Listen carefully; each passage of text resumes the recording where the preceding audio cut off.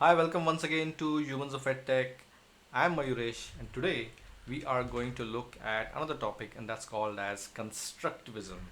And let's quickly jump into this. As you can see, this is a series. We started with behaviorism, we spoke about cognitivism. Now we're going to speak about what is constructivism. So let's quickly jump into this. So, what to expect? Again, the usual stuff. What is constructivism? How does it impact the teaching learning process? And what is the impact of constructivism on the e learning, on the online learning, especially for the adult audiences? So, let's just quickly jump into it. So, I think I'm going to share this deck with you, but more importantly, I'm going to just focus on a few key slides on this particular presentation because that's where I think the meat is. That's where really the key points are. So I think this is the definition. What it essentially says is that uh, in constructivism, the participants, the people, the learners, they are actively involved in not just absorbing or getting directed by the instructor, but they themselves actively contribute to the whole act of constructing the knowledge, and it is also a function of their previous and past experiences. Let me just quickly jump into the more relevant parts. I think this is a slide deck that I would really want you to consume on your own. But essentially, what it essentially says is that a lot of this is learner centered. The instructor's role is more of a facilitator, and the student essentially does a lot of inquiry. He asks a lot of questions, and that's where out of this interaction the whole knowledge of the body of knowledge is essentially built. So one of the key things for constructivism to work is the group dynamics that has to exist. So just to summarize, knowledge is constructed, it's an active process. The knowledge that you have is personal, and learning exists everywhere in this world, and you just need to unlock it. Let me just quickly jump into the more key parts of this particular presentation. Right. So, what are the pedagogical practices that we have in constructivism? So, essentially, what all of these 4 points together in isolation or together they essentially say is that if you can approach to more of a case study centered approaches where you have a problem statement that you're solving, and you kind of take it head on from all the different directions. So you mimic the real world situations. For example, if you're working on a software engineering problem where you're about to build a web app, then you want to mimic all the situation, the ecosystem around it, as closely mapping to what is there in the real world.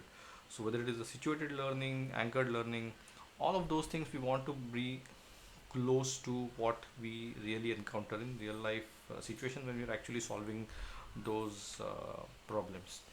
So that's the crux of some of these practices. Quickly moving on. So at the heart of constructivism is the group, is the community that essentially exists. So if you have a online community which can be on Slack, which can be on Discord, which can be on Telegram group, if you're finding a lot of back and forth of questions and answers, peer learning happening over there, resources getting shared, knowledge getting constructed, points of view getting presented, you see this particular school of thought, the school of learning in action. That's constructivism for you.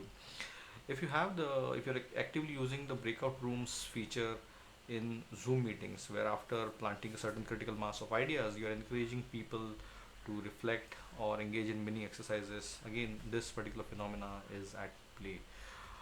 Thought experiments, simulations. So if you are basically running a corporate finance class in an MBA school, and there you go through some sort of an online simulation.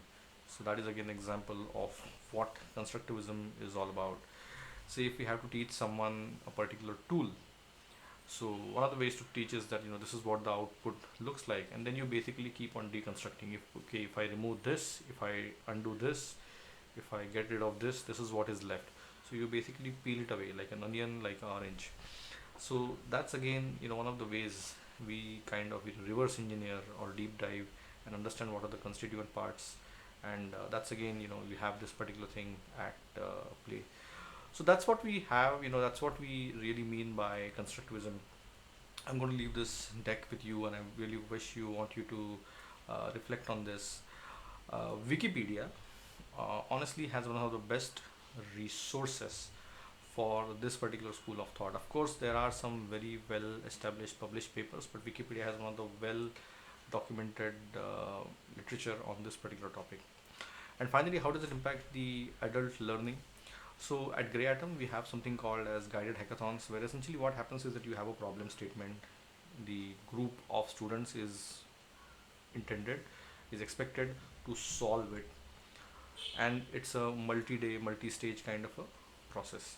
Now, somewhere down the line, they are going to need a mentor. They are going to need an expert who's going to help them not solve it, but help them get unstuck. And that's what we call as a guided hackathon, where we encourage the bulk of the work is essentially done by the learners, but the mentor is just over there to push them when they are kind of stuck, or show them the right direction, or ask them the right question. Business problem solving sessions is again the format that we have pioneered at Grey Atom. And what we essentially do over here is that the body of knowledge that typically exists for a lot of technology courses requires you to pick up a lot of concepts in isolation, but you need to be able to put all of them together and apply all of it to solve a specific problem. And that's where the business problem solving workshop, which we typically do for a lot of corporates, comes into play, where we exactly take a problem statement, you simulate it, we solve it, and the problem statement can be a real world problem statement. So there are stages of brainstorming, questioning, and it's a very detailed kind of a process. And finally, I think all the brainstorming, mind mapping exercises, where it is either idea generation, solution, possibility set generation, all of those things are again in the realm of using this particular school of thought, school of learning. Awesome. So I hope that helps you get introduced to what constructivism is. I'm sure the literature is there in plenty. There are some really well established papers. I'll be sharing the links with you. But more importantly, I just want this particular video to be a very, very gentle introduction to what this field is. I hope the examples have helped. Again, stay tuned to us at the website. The address is right here. And I'll see you soon. Thanks. Bye.